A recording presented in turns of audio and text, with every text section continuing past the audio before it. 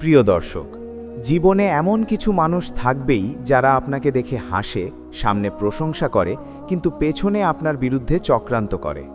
এমন কিছু পরিস্থিতি আসবেই যখন আপনি অনুভব করবেন আপনার অগ্রগতি কারো ভালো লাগছে না, আপনার সাফল্য কারো সহ্য হচ্ছে না। তখন মনে হতে পারে শত্রুকে সরাসরি আঘাত করি, তাকে তার ভাষায় জবাব দিই। কিন্তু মনে রাখবেন, আঘাত দিয়ে হয়তো সাময়িক তৃপ্তি পাওয়া যায়, কিন্তু প্রকৃত জয় আসে বুদ্ধি দিয়ে। যে মানুষ রাগ নিয়ন্ত্রণ করতে পারে, যে মানুষ পরিস্থিতিকে ঠান্ডা মাথায় বিশ্লেষণ করতে পারে, সেই শেষ পর্যন্ত জেতে।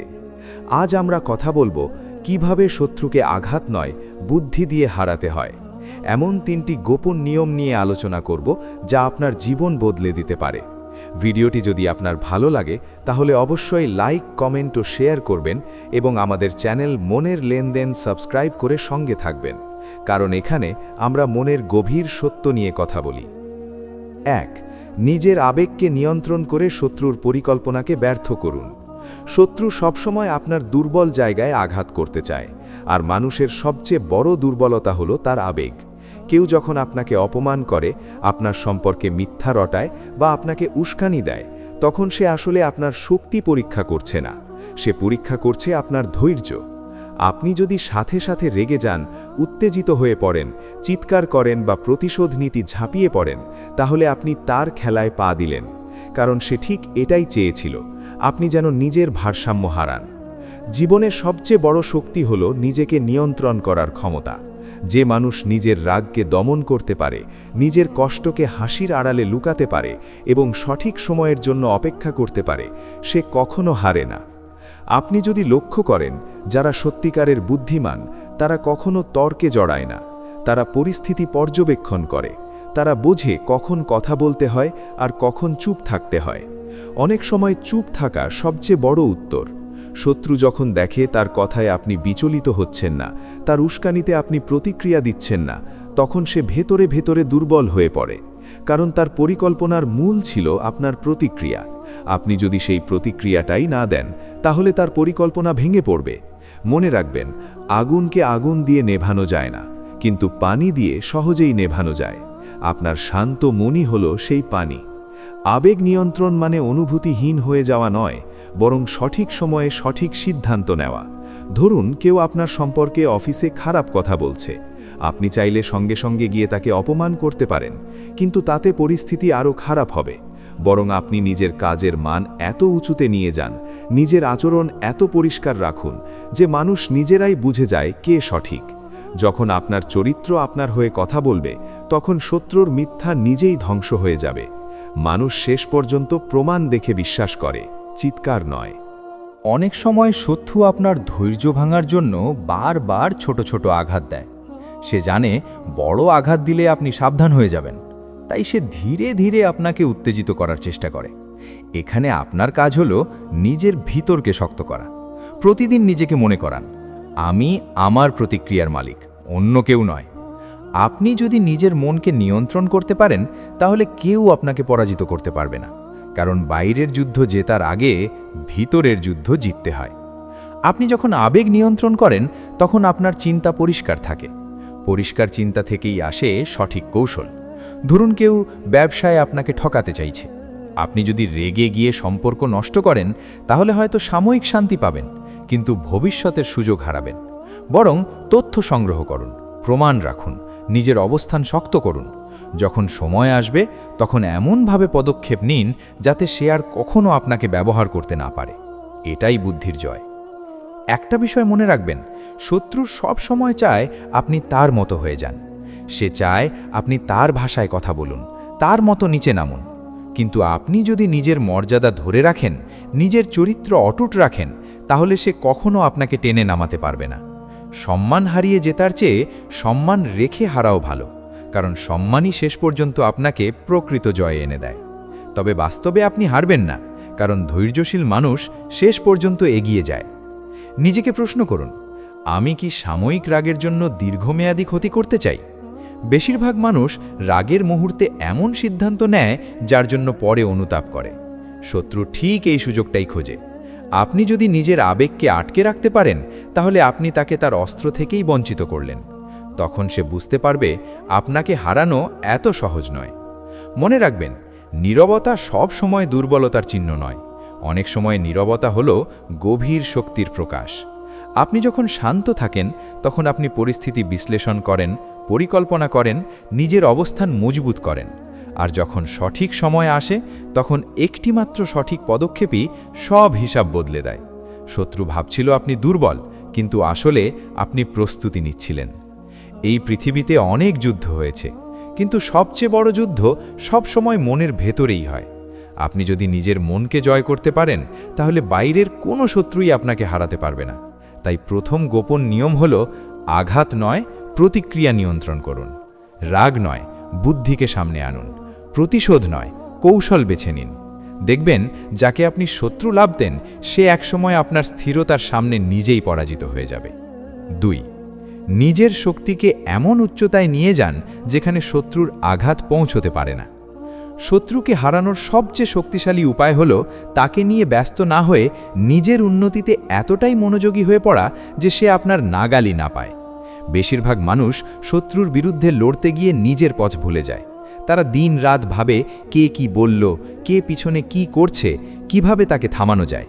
কিন্তু এভাবে ভাবতে ভাবতেই তারা নিজের সময়, শক্তি আর মনোযোগ নষ্ট করে ফেলে। আর শত্রু ঠিক সেটাই চায়, আপনি যেন আপনার লক্ষ্য থেকে সরে যান। তাই দ্বিতীয় গোপন নিয়ম হল, নিজের শক্তিকে এমন জায়গায় নিয়ে যান যেখানে শত্রুর আঘাত তুচ্ছ হয়ে যায়। আপনি যদি লক্ষ্য করেন যে মানুষ সত্যিকারের সফল, সে খুব কমই কারো বিরুদ্ধে কথা বলে, কারণ সে জানে তার সবচেয়ে বড় প্রতিশোধ হল তার সাফল্য। যখন আপনি নিজের কাজের মান বাড়িয়ে দেন, নিজের দক্ষতা উন্নত করেন, নিজের চরিত্রকে দৃঢ় করেন, তখন ধীরে ধীরে এমন এক অবস্থানে পৌঁছে যান যেখানে আপনার বিরুদ্ধে বলা কথা মানুষের কাছে গুরুত্ব হারায়। মানুষ তখন আপনার অর্জন দেখে, আপনার ধারাবাহিকতা দেখে, আপনার স্থিরতা দেখে, আর শত্রুর অভিযোগ বা অপপ্রচার বাতাসে মিলিয়ে যায়।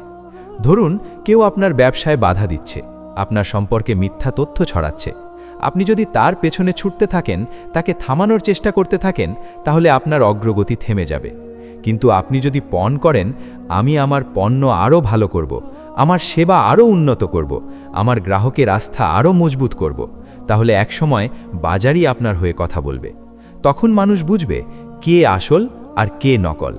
সাফল্য এমন এক আলো যা নিজে থেকেই অন্ধকারকে দূরে সরিয়ে দেয়। অনেক সময় শত্রু আমাদের আত্মবিশ্বাসে আঘাত করতে চায়। সে চায় আপনি নিজেকে নিয়ে সন্দেহ ভুগুন। সে চায় আপনি ভাবুন, হয়তো আমি সত্যিই পারবো না, হয়তো আমি ততটা যোগ্য নই। কিন্তু মনে রাখবেন, আপনার শক্তি আপনার ভেতরেই আছে। কেউ যদি আপনাকে ছোট করে কথা বলে, সেটি তার মানসিকতার পরিচয়, আপনার যোগ্যতার নয়। আপনি যদি নিজের উন্নতিতে মন নেন, প্রতিদিন একটু একটু করে নিজেকে আগের দিনের চেয়ে ভালো বানান, তাহলে কেউ আপনাকে থামাতে পারবে না।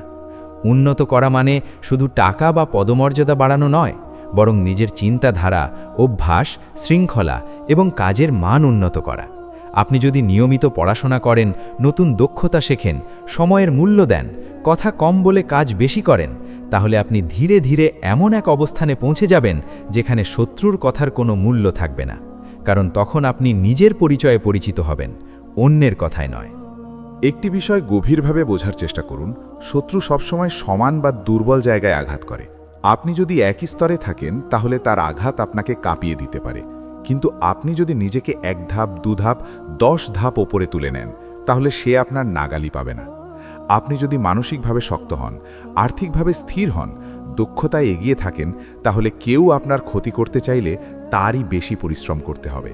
আর বেশিরভাগ মানুষ এতটা ধৈর্য রাখে না।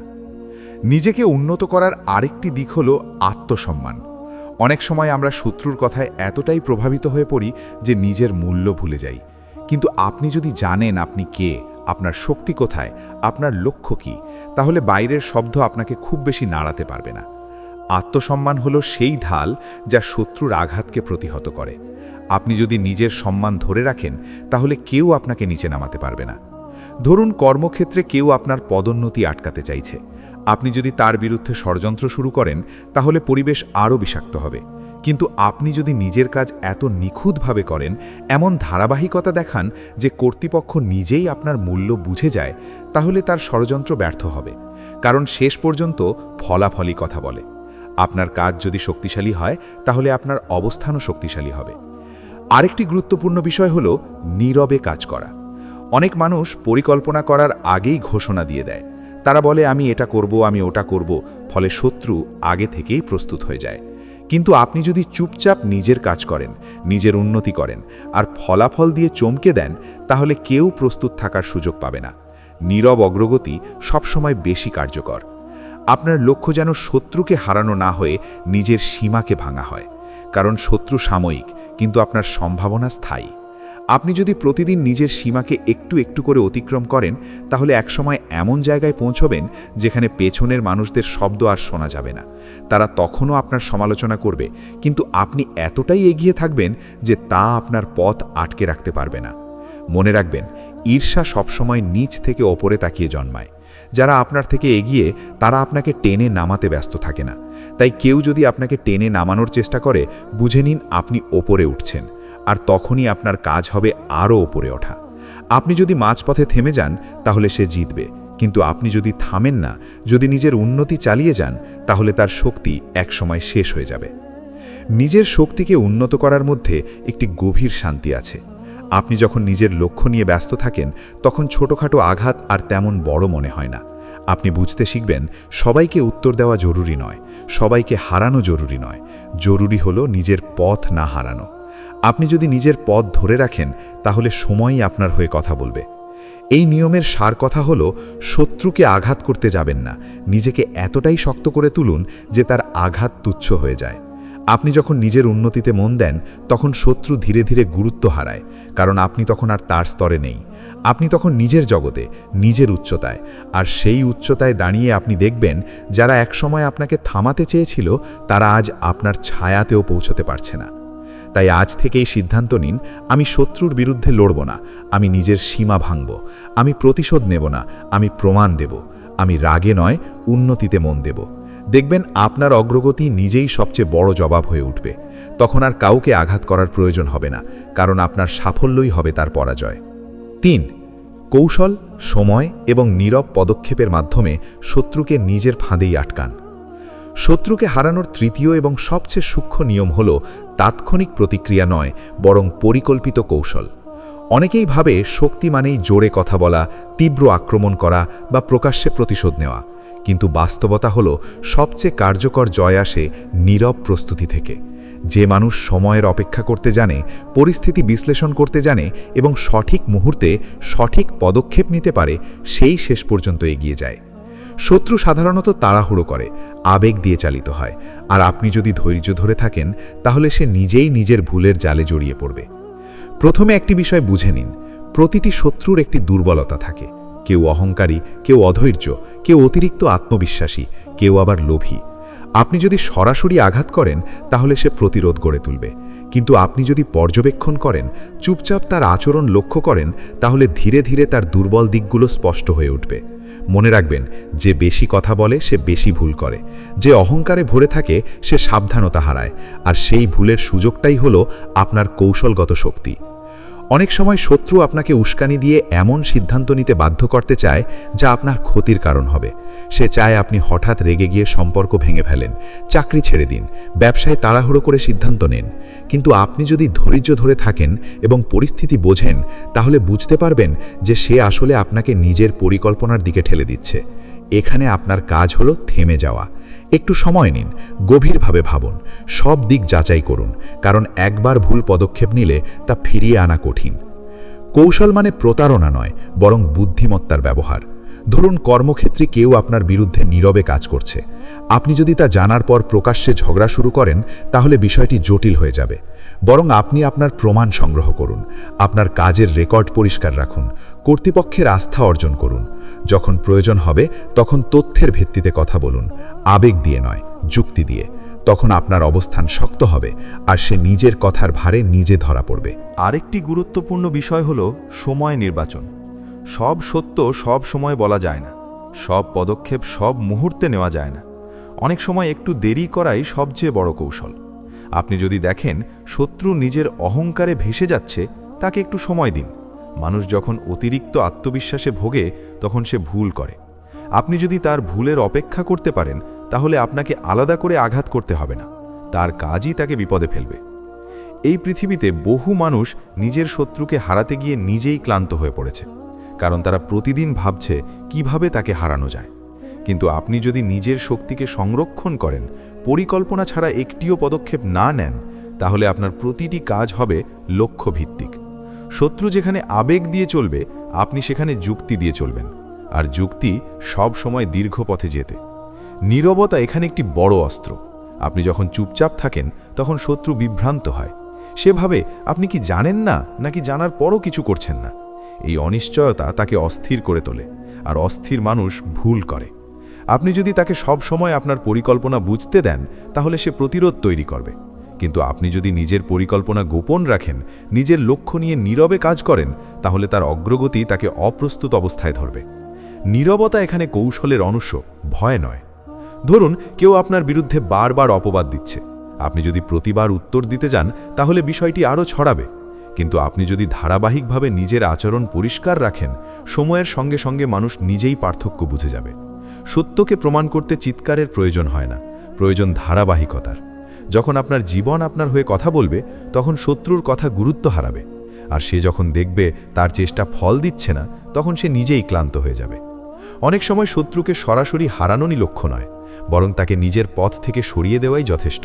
আপনি যদি এমনভাবে এগিয়ে যান যে সে আপনার সাথে পাল্লা দিতে না পারে, তাহলে সে নিজেই সরে যাবে। কারণ সবাই দীর্ঘমেয়াদী প্রতিযোগিতায় টিকে থাকতে পারে না। ধারাবাহিকতা এমন একটি শক্তি যা ধীরে ধীরে প্রতিপক্ষকে ক্লান্ত করে দেয়। আপনি যদি প্রতিদিন একটু একটু করে এগিয়ে যান, আর সে যদি মাঝে মাঝে আঘাত করে থেমে যায়, তাহলে শেষ পর্যন্ত আপনিই এগিয়ে থাকবেন। একটি গভীর সত্য হলো, শত্রু সব সময় চায় আপনি তার উপর মনোযোগ দিন, কারণ আপনার মনোযোগ মানেই আপনার শক্তি। আপনি যদি আপনার মনোযোগ নিজের লক্ষ্য, নিজের উন্নতি, নিজের কৌশলে রাখেন, তাহলে সে গুরুত্ব হারাবে। অনেক সময় শত্রুকে হারানোর সবচেয়ে কার্যকর উপায় হলো তাকে গুরুত্ব না দেওয়া, কারণ গুরুত্ব না পেলে সে নিজেই দুর্বল হয়ে পড়ে।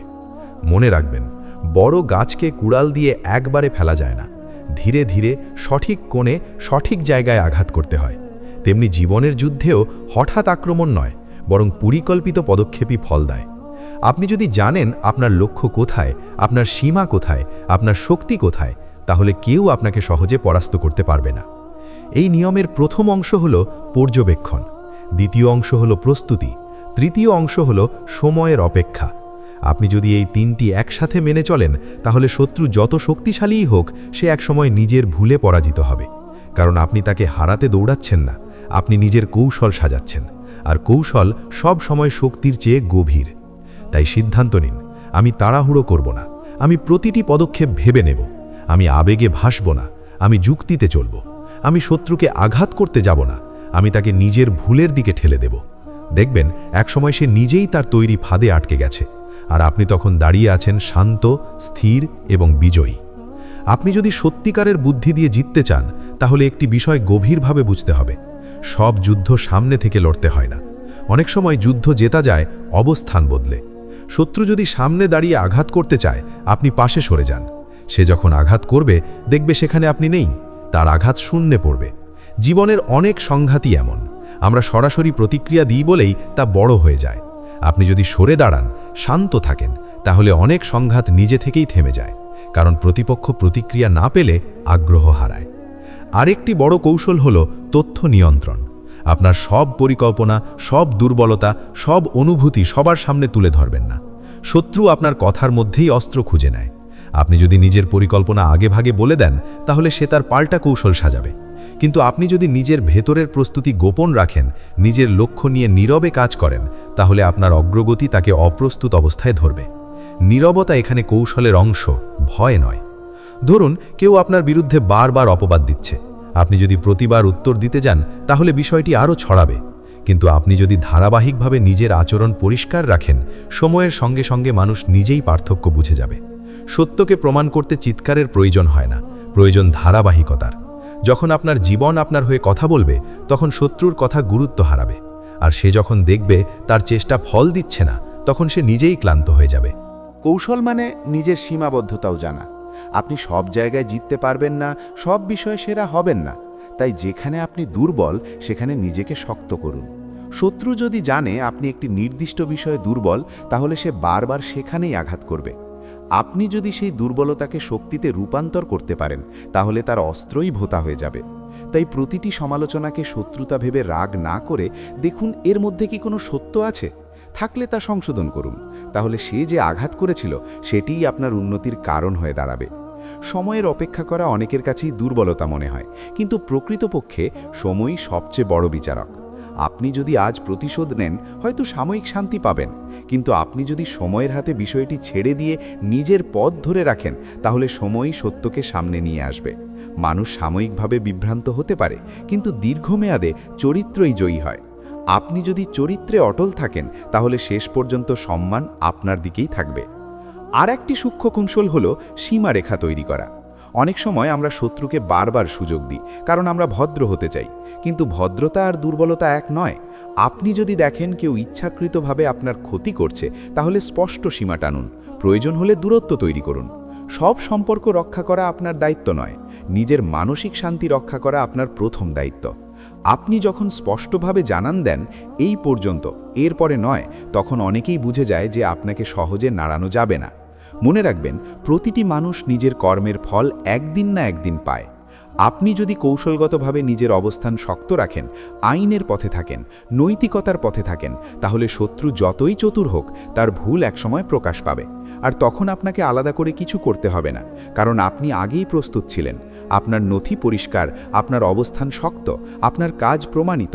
তখন সত্য নিজেই আপনার হয়ে কথা বলবে। আরেকটি গুরুত্বপূর্ণ দিক হল মানসিক দৃঢ়তা। শত্রুর আঘাত অনেক সময় সরাসরি ক্ষতি না করলেও মানসিকভাবে দুর্বল করে দিতে পারে। আপনি যদি প্রতিদিন নিজের মনে সন্দেহ ঢুকতে দেন তাহলে আপনি ভেতর থেকে ভেঙে পড়বেন। তাই প্রতিদিন নিজের সাথে কথা বলুন, আমি স্থির, আমি প্রস্তুত, আমি সময়ের অপেক্ষা করছি। এই আত্মকথন আপনাকে শক্ত রাখবে, কারণ ভেতর থেকে শক্ত না হলে বাইরের কৌশল টিকবে না। কখনো কখনো শত্রুকে হারানোর সেরা উপায় হলো তাকে অপ্রাসঙ্গিক করে দেওয়া। আপনি এতটাই বড় লক্ষ্য নিয়ে এগিয়ে যান, এতটাই গভীর কাজে ডুবে যান যে সে আপনার গল্পের প্রধান চরিত্র না হয়ে পার্শ্ব চরিত্র হয়ে যায়। আপনি যদি তাকে কেন্দ্র করে জীবন সাজান তাহলে সে জিতে যাবে, কিন্তু আপনি যদি নিজের স্বপ্নকে কেন্দ্র করেন তাহলে সে ধীরে ধীরে গুরুত্ব হারাবে। সবচেয়ে বড় কৌশল হলো নিজের মূল্যবোধ ধরে রাখা। আপনি যদি জিততে গিয়ে নিজের নীতি হারান তাহলে সেই জয় অর্থহীন। শত্রু চাইতে পারে আপনি তার মতো হয়ে যান, কিন্তু আপনি যদি নীতিতে অটল থাকেন তাহলে আপনি শুধু তাকে হারাবেন না, নিজের সম্মানও রক্ষা করবেন। এই সম্মানই দীর্ঘমেয়াদে সবচেয়ে বড় শক্তি। প্রিয় দর্শক, শত্রুকে আঘাত করে জেতা সহজ, কিন্তু বুদ্ধি দিয়ে জেতা মহৎ। আঘাত প্রতিশোধ তৈরি করে, বুদ্ধি সমাধান তৈরি করে। আজ আমরা 3টি গোপন নিয়ম নিয়ে কথা বললাম। প্রথমত, নিজের আবেগ নিয়ন্ত্রণ করা। দ্বিতীয়ত, নিজের শক্তিকে এমন উচ্চতায় নিয়ে যাওয়া যেখানে শত্রুর আঘাত পৌঁছতে পারে না। এবং তৃতীয়ত, কৌশল, সময় ও নীরব পদক্ষেপের মাধ্যমে তাকে নিজের ভুলে পরাজিত হতে দেওয়া। আপনি যদি এই 3টি নিয়ম মেনে চলেন তাহলে দেখবেন জীবন অনেক সহজ হয়ে গেছে। আপনি আর ছোটোখাটো আঘাতে ভেঙে পড়বেন না। আপনি বুঝতে শিখবেন প্রতিটি চ্যালেঞ্জই আসলে একটি সুযোগ, নিজের শক্তি যাচাই করার সুযোগ। মনে রাখবেন, যখন আপনি শান্ত, স্থির এবং কৌশলী থাকেন তখন আপনাকে হারানো কঠিন হয়ে যায়।